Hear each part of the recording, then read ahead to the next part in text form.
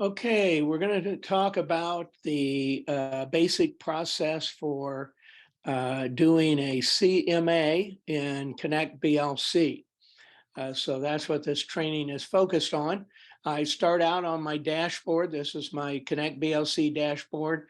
I go up here to reports and I go to add new CMA report right here. If I wanted to manage one that was already in here, I would go to manage CMA reports, but I want to do a new one.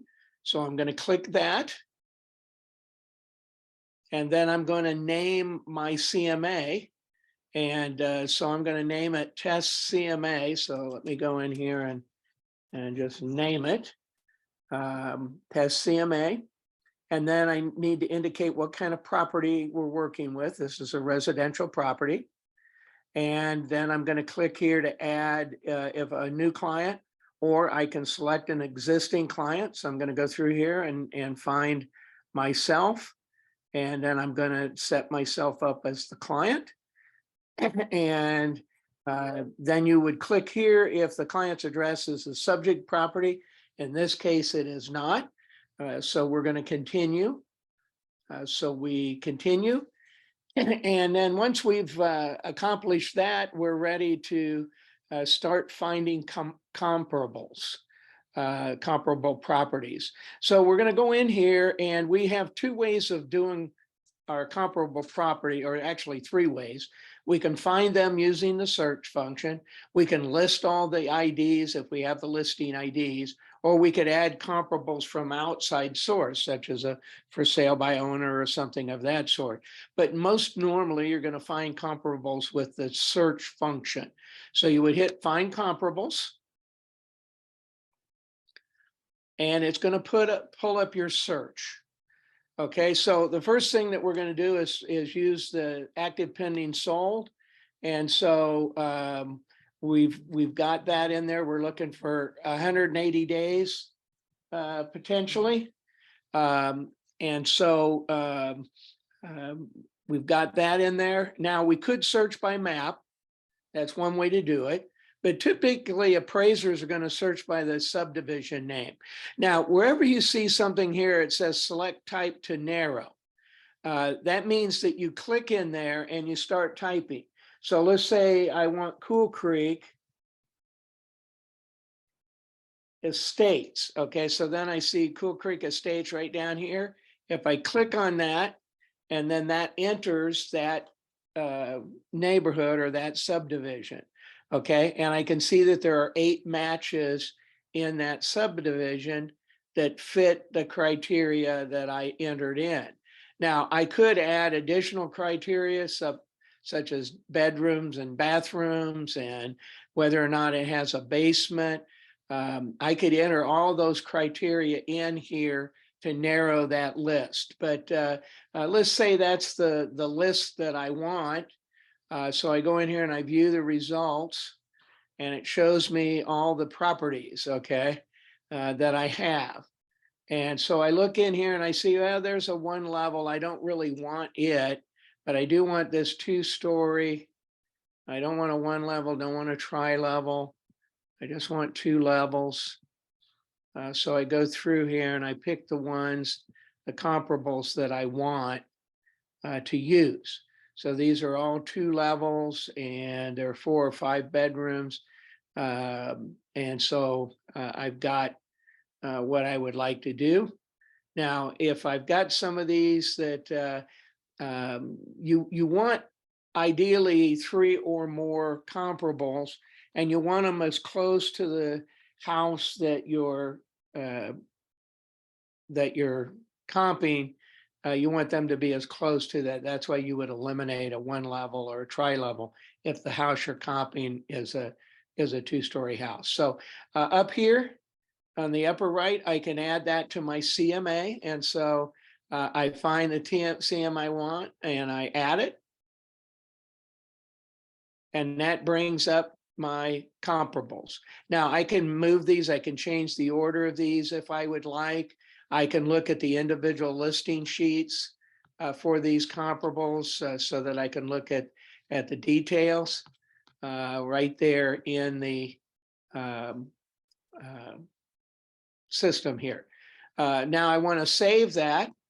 Always save your work as you're going along, and then click the tab for subject property. So now's the opportunity to enter the subject property. I could either go through and manually enter information, or if it's been listed before, I can just put in the listing ID. So I found a property that has been listed before. So I'm going to put that ID in, and I'm going to hit autofill, and it will then choose the property that I'm interested in, and it will automatically populate the different fields in that property. Okay. Now, if I want to add fields in here, I can do that. So let's go to add, remove fields. Maybe I want square feet main and upper, which isn't in there. I can add that, click OK. And now I've added square feet main or upper. And so I could go in here and I could add square footage for that particular property. Okay, so I save that. And I could go to area statistics, but I want to keep this pretty simple. So let's skip over area statistics and go to comps adjustments. And so if I click that, it's going to pull up my comps, and it's going to allow me then to adjust these comparable properties. So you can see the subject property has 4 bedrooms. This particular property has 4 bedrooms. This one has 5. So I want to deduct. So usually I use 2,500 for a deduction if there's 5 bedrooms versus 2, but you can use whatever number you might want to use. But to make it equivalent to our subject property, we need to take away one of those bedrooms. Also, we've got bathrooms, 2 full baths, that's the same. We've got half baths. This particular house has 2 half baths.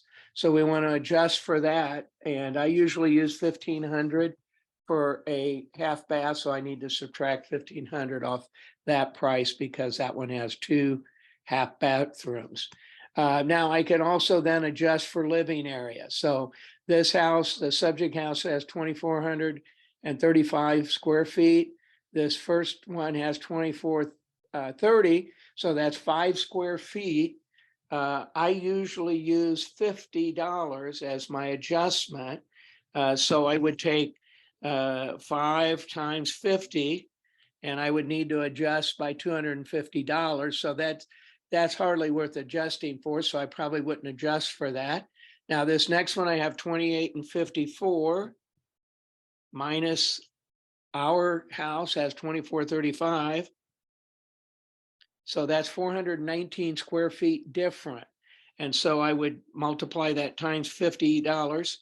You can use whatever number you might want, but that's $20,950 as a adjustment. So I want to subtract $20,950 for that square footage difference.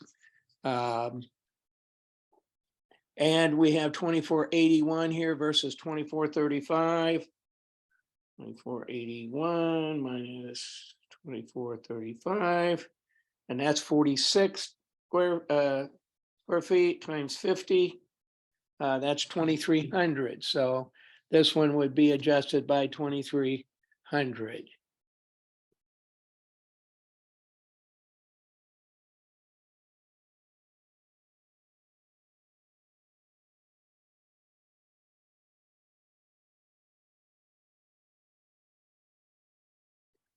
Okay, now next, year built. These are all built similar time. We could do other adjustments here. We could adjust square feet, main and upper, but we can see that that is the same as the living square feet. So now to calculate the new prices, we'd hit calculate totals. And now what it's going to do down here at the bottom, it's going to calculate the adjustment. So this one adjusted price is $270. This one adjusted price is $335,050, and this one's $356,700. And so we can see our adjustments on those specific properties.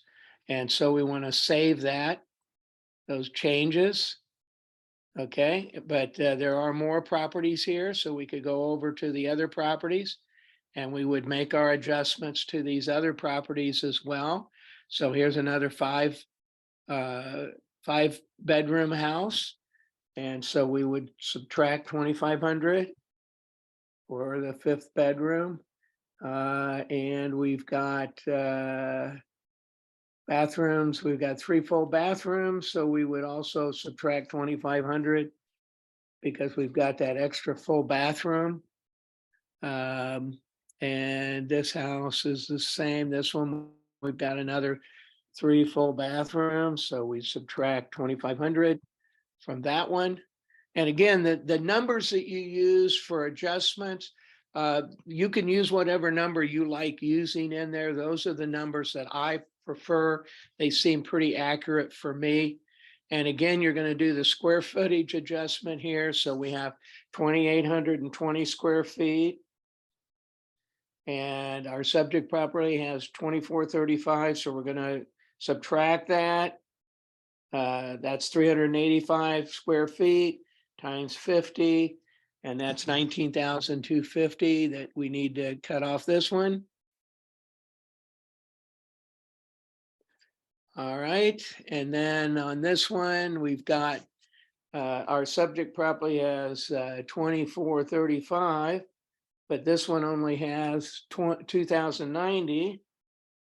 So we're going to subtract that 2,435 minus 2,090 equals 345 square foot difference times 50.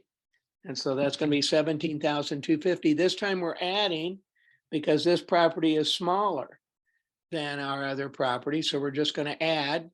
And then this last comp here has 3,305, 3,305 minus 2,435.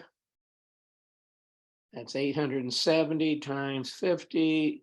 That's 43,500 that we have to subtract off this comparable. And again, we go to the bottom of the page, calculate totals, and it gives us the adjusted prices on these different properties. And again, we want to save that. All right. At this stage, we've done our calculations, and so there's a opportunity now to do net proceeds if we want. We can enter that information in right here, and we can customize our report over here. Now, customizing our report means selecting the pages that we want. So we can add a page for the CMA summary and detailed report. So we can add these pages, or we can uncheck them so that they don't show up. If we want to see what that page looks like the CMA summary report, if we click the little eyeglass, it's going to pull up and show us what this summary looks like in terms of that particular page. Same thing, suggested price and net proceeds. We can pull that up and we can see what it's going to look like. Okay, so it has a suggested marketing price of $397,750, and that was calculated based on the average of the comparables. Now you could leave it at that at $375, or you could go in and set your own number in there. It's up to you what you'd like to do. You save those changes. I'll show you here. Let's say if I go back to my comps and I can see the high priced is 509, low price is 380. Let's see if the previous, we have a lower one, 270. So looks like we've got 270 on the low end in our comparables.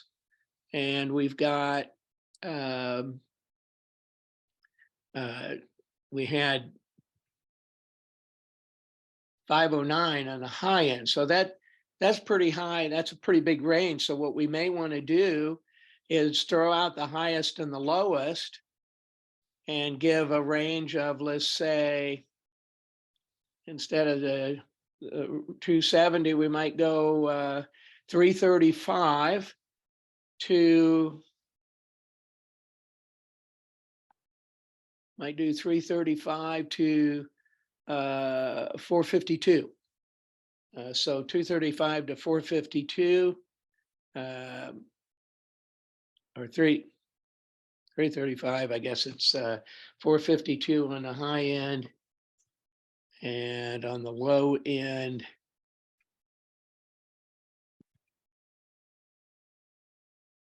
on the low end, 335. Okay, all right. So we could go in here then, and again, we want to save, customize report. We could go in here now and we could change this. So we can edit this page. Okay, so include, in this case, we've included a suggested marketing price, but we would really rather have maybe a price range. So let's unclick that. And we could go down here and we could put a suggested price range. So you could put in here the numbers that we talked about, 335,000 to 452,000. Now, by doing that, we've now customized that report. And now if we go in and look at that suggested price, it's going to show us our price range instead of the calculated price. So it's just that simple to do a CMA. Once you've done the CMA, you can save it as and quit. You can save it as a new CMA, or you can generate the report. When you generate the report for it, it's going to pull up the report for you. And it's going to show you all the pages and information that's included in that report. And you can, again, you can save it and quit. You can save it as new. You can get a PDF of it that you could email to your client. Or you could just email it directly right here. If you want to email it from the program right here, you could email that out and it will email a copy of this report to your client. So it's that easy to do a CMA in ConnectBLC. As always, if you have any questions concerning doing a CMA report for a property, just simply reach out to me and I'll be glad to answer any questions that you may have. Thank you, and I hope you have a great day.